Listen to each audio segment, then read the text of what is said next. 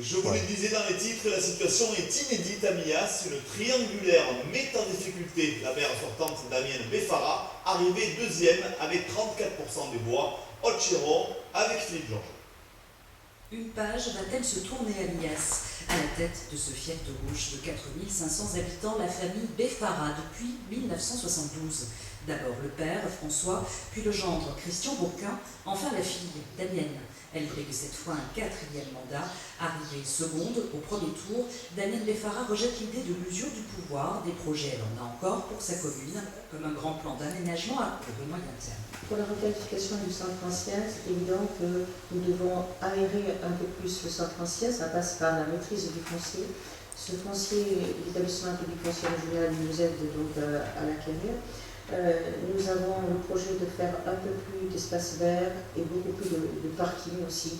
L'idée, c'est de mettre plus de parking à l'extérieur, en fait, un petit peu autour du village, pour désengorger le village, que la circulation se fasse beaucoup mieux. Face à elle, deux candidats, dont Jacques Garçon, l'opposant presque historique de droite qui se lance pour la quatrième fois. Arrivé en tête du premier tour, il dénonce l'état des finances de la commune qu'il estime à 14 millions d'euros de dette. On va trouver une mairie un petit peu défigurée au niveau des finances, pas au niveau du bâtiment, mais au niveau des finances. Donc ça sera aussi un défi de relever un petit peu tout ça. Alors, on ne va pas jouer sur les économies du bout de chandelle, on va essayer d'assainir les dépenses et de gérer au mieux les recettes. Même prudence du côté de Ginette Moral, ancienne adjointe de Damienne Beffara. Elle a démissionné en 2018. Troisième au premier tour, sa liste qu'elle revendique comme apolitique affirme porter des projets raisonnables.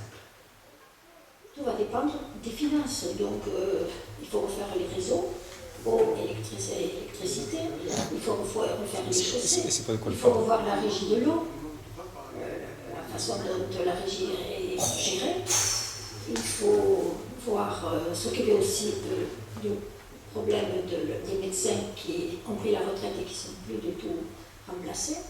Un projet de maison de santé que portent finalement tous les candidats, des candidats dont l'avenir repose sur la mobilisation des 1284 abstentionnistes du premier tour.